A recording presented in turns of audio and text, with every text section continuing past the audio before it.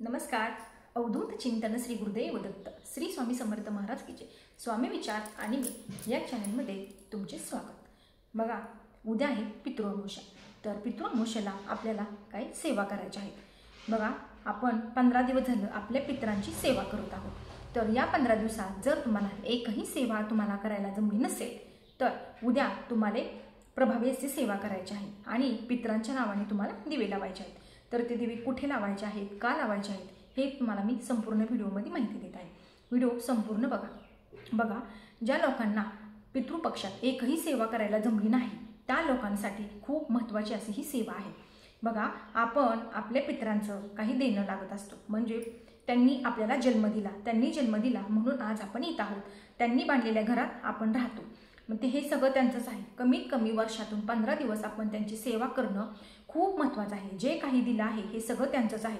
मग त्यांचं ऋण फेडण्यासाठी आपल्याला काही सेवा कराव्या लागतात. तर बघा, काय करायचं आहे उद्या तुम्हाला. 15 दिवसात जर तुम्हाला एकही सेवा करणं जमली नाही तर तुम्हाला उद्या काय करायचं आहे, पितरांच्या नावाने 3 दीप प्रज्वलित करायचे आहेत. तर ते 3 दिवे कुठे लावायचे आहेत आणि का लावायचे आहेत हे मी सांगत आहे तुम्हाला. बघा, उद्या आपल्याला पहिला दिवा दक्षिण दिशेला तोंड करून लावायचा आहे. दिवा लावताना दिव्याच्या खाली आपण ज्यावेळेस आपण देवघरात दिवा प्रज्वलित करतो त्यावेळेस आपण त्यांना तांदळाची रास घालतो. पण उद्या आपल्याला दिव्याच्या खाली आपल्याला काळे तीळ घालायचे आहेत आणि दिवा प्रज्वलित करायचा आहे. दिवा प्रज्वलित केल्यानंतरनं आपल्याला त्या दिव्यात सुद्धा आपल्याला काळे तीळ घालायचे आहेत. तर आता बघा, दिवा तुम्ही कशाचा लावू शकता. तुम्ही तिळाच्या तेलाचा लावू शकता किंवा तुम्ही जे साधं तेल वापरता त्याचा सुद्धा तुम्ही दिवा लावू शकता. जर तुमच्याकडे तिळाचे तेल नसेल तर तुम्ही जे कोणतं तेल वापरता त्याचा दिवा लावला तरीही चालेल. दुसरा दिवा आपल्याला उद्या पिंपळाच्या झाडाखाली लावायचा आहे. बघा, असं म्हणतात माता लक्ष्मी आणि सर्व देवांचा वास तसेच पितरांचा सुद्धा वास पिंपळाच्या झाडामध्ये असतो. तर उद्या आपल्याला पिंपळाच्या झाडाखाली सुद्धा एक दिवा लावून यायचा आहे. तर दिवा लावताना आपल्याला आपल्या पितरांचं स्मरण करायचं आहे. त्यांनी जे काही दिलं आहे किंवा आपल्या हातून जे काही चुकलं आहे त्याबद्दल क्षमा मागायची आहे आणि त्यांचं स्मरण करायचं आहे. तिसरा दिवा तुम्हाला उद्या एका मंदिरात लावून यायचा आहे. म्हणजे बघा, शिवपिंडीपाशी तुम्हाला एक दिवा लावून यायचा आहे. तुमच्या जवळपास जर मंदिर असेल तर तुम्ही त्या मंदिरात जाऊन महादेवांच्या मंदिरात जाऊन तुम्हाला दिवा लावून यायचा आहे. कारण महादेवांच्या मंदिरात दिवा का लावतो, कारण बघा, आपला मृत्यू झाल्यानंतरनं मृत्यूनंतरची पूर्ण जबाबदारी भगवान शंकरांकडे असते. त्यामुळे त्यांना विनंती करायची आहे की आमच्या पितरांना मोक्ष मिळू द्या, त्यांचे मार्ग मोकळे होऊ द्या, असं त्यांना प्रार्थना करायची आहे. आणि शिवमंदिरात एक तुम्हाला दीप प्रज्वलित करून यायचं आहे. बघा, उद्या दानाला सुद्धा खूप महत्त्व आहे.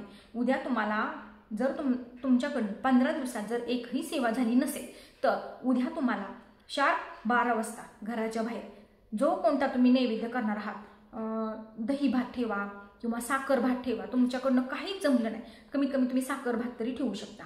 दही भात ठेवा. साध्या पद्धतीने तुम्ही जी काही जेवण बनवणार आहात ते जेवण तुम्हाला शार्प 12 वाजता घराच्या बाहेर छतावर ठेवा, तुमच्या अंगणात ठेवा, खिडकीत ठेवा, जेणेकरून प्राणी पक्षी येऊन त्यातला एक घास तरी खाऊन जातील. बघा, आपले पितृ त्याच रूपाने येत असतात आणि ते खाऊन जात असतात. त्यामुळे उद्या तुम्हाला शार्प 12 वाजता घराच्या बाहेर एक घास तुम्हाला ठेवायचा आहे. जर तुमच्या घरातली एखादी सवाशीण स्त्री गेलेली असेल आणि या 15 दिवसात तुमच्याकडने जर काही सेवा घडली नसेल तर बघा, असं वाईट वाटून घेऊ नका. आपल्याला फक्त वर्षातून 15 दिवस यांची सेवा करण्यापुरता वेळ मिळत असतो, आपल्याला दिवस मिळत असतात. आणि या वेळेत सुद्धा जर आपण सेवा नाही केली तर आपल्याला पितृदोष लागतात.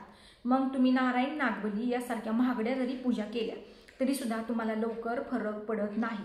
आपले पितृ या 15 दिवसात पितृलोक सोडून पृथ्वीवर आलेले असतात आणि ते बघत असतात आमचं स्मरण कोण करते, यांचं काय चाललेलं आहे. आता बघा, उद्या त्यांचा जाण्याचा दिवस आहे. म्हणजे उद्या परत ते त्यांच्या पितृलोकात जाणार आहे. तर त्यांना मोक्ष मिळावं, परत पितृलोकात न जावं लागू म्हणून आपल्याला त्यांच्यासाठी सेवा करायची आहे. तर बघा, आपण जर त्यांच्या सेवा केल्या तर आपल्याला दोष लागत नाही. तुमच्या घरातली जर एखादी सवाशीण स्त्री गेली असेल आणि तुमच्याकडनं जर काही सेवा झाली नसेल तर उद्या तुम्ही भात, भाजी, चपाती काही तुम्हाला जी जमेल ती एखादी सवाशीण स्त्री जेवू घाला आणि तिची ओटी भरा. बघा, आता काही गावात अशी पद्धत आहे की सवाशीण स्त्री जेवायला बोलवल्यानंतर येत नाही.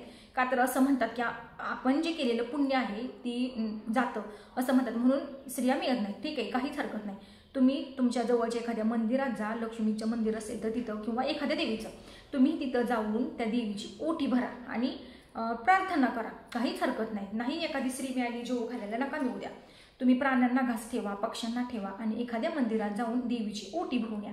पण ही सेवा उद्या तरी कुणीही हुकवू नका. आता तुम्हाला सेवा काय करायची आहे दुसऱ्या बघा. तुम्हाला आपल्या पितरांसाठी पितृअष्टक म्हणायचं आहे, पितृस्तुती म्हणायची आहे.